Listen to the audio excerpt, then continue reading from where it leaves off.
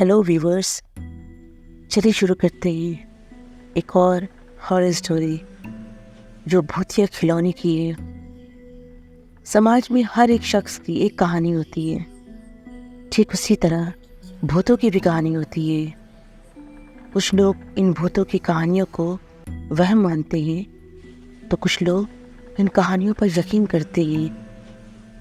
किसी को किसी भी तरह का कोई एहसास नहीं होता, और कितने ऐसे लोग हैं जिन्हें भूतों का, एक हवाओं का एहसास होता है, वो सच मानते हैं। मैं आपको विक्रम रघुवंशी के साथ हुई घटना के बारे में बताती हूँ, जिसने केवल विक्रम की ज़िंदगी ही नहीं बदली बल्कि उसे पागल भी कर दिया।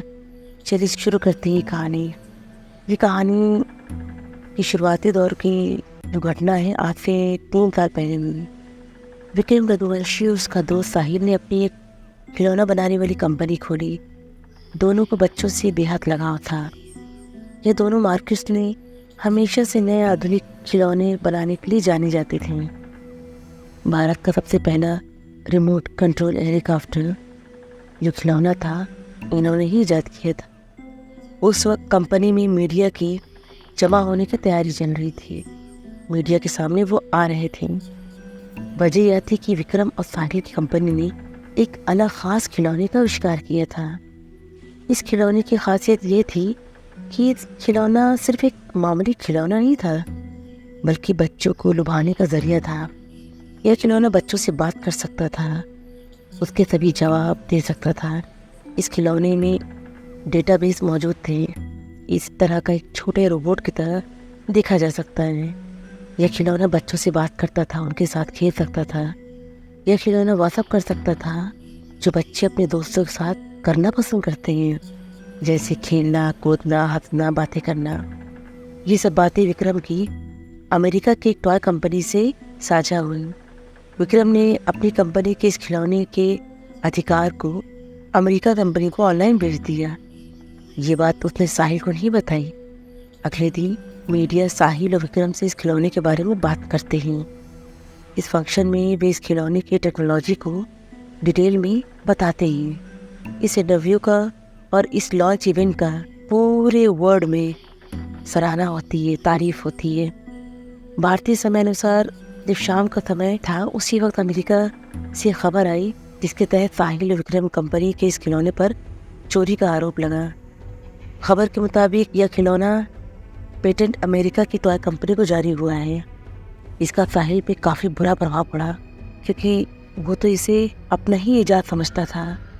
उसे तो पता ही नहीं था कि विक्रम ने ऐसा किया है। उसे सुसाइड कर लिया। इस खिलौने को बनाने में उसने काफ़ी मेहनत की थी। वह पेशे से इंजीनियर था, लेकिन इस सदमे में वह नहीं रह पा रहा था। अब वह खिलौने कंपनी पूरी संपत्ति अकेले विक्रम को ही मिल गई।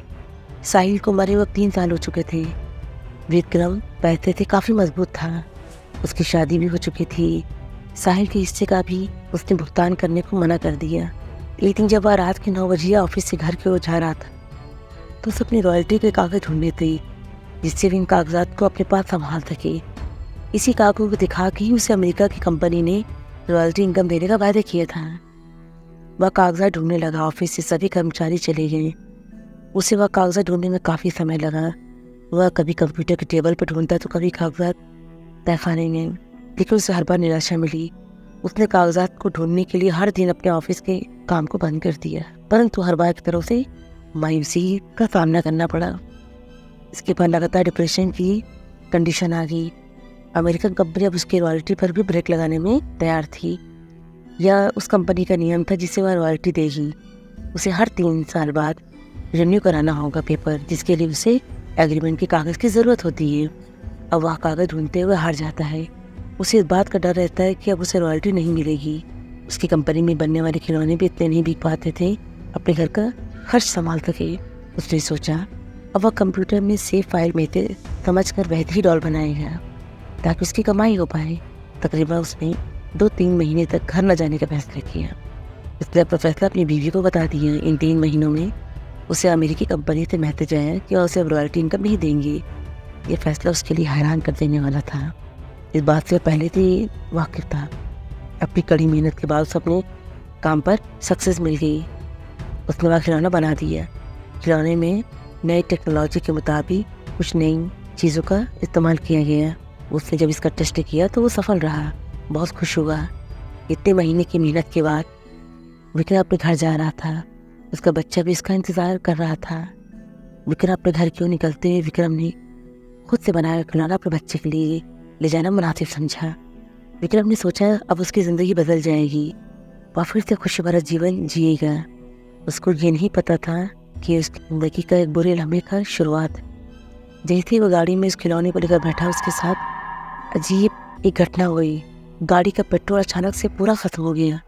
गाड़ी स्टार्ट भी नहीं हो पा रही थी। कार की गेट खुद ब खुद बंद हो गई। उसे घुटन महसूस होने लगी। खिलौने में से अजीब सी हंसने की एक आवाज़ आने लगी। यह हंसी की आवाज़ विक्रम के कानों में दर्द पैदा कर रही थी। वह बेहोश हो चुका।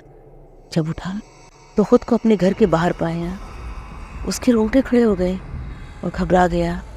वह डॉल लेकर जल्दी से अपने कमरे की ओर भागा। उसे ऐसे देखकर विक्रम की पत्नी डर गई।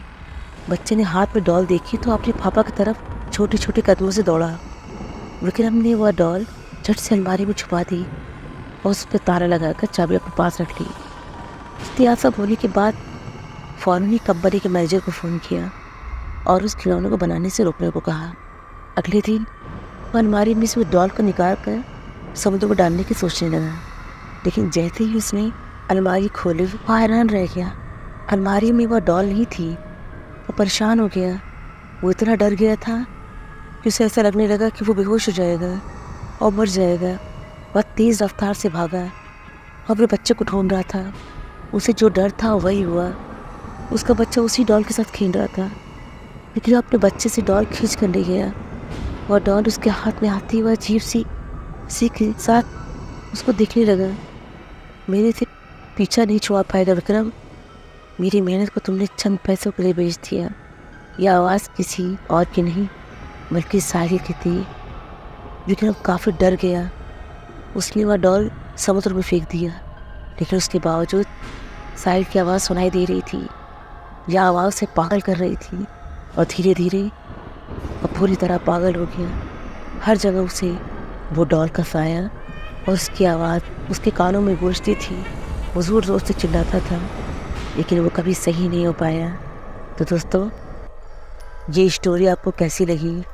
फिर मिलते हैं एक नई हॉरर स्टोरी के साथ। लेकिन उससे पहले दोस्तों, प्लीज़ आपसे रिक्वेस्ट है कि आप हमारे चैनल को सब्सक्राइब करिए, तभी तो हम नई वीडियोस ला सकते हैं। आपको पता चलेगा हमारी मेहनत के बारे में। आप लाइक करिए। आपकी जो पसंद है, आप जो चाहते हैं वो कमेंट में बताइए हमें। हमारी स्टोरी के बारे में हमें बताइए। हमें पता तो चले कि आपको ये स्टोरी कितनी अच्छी लगी। लाइक करिए, शेयर करिए, प्लीज़ बेल आइकन को ज़रूर प्रेस करिए। मिलते हैं एक नई स्टोरी के साथ।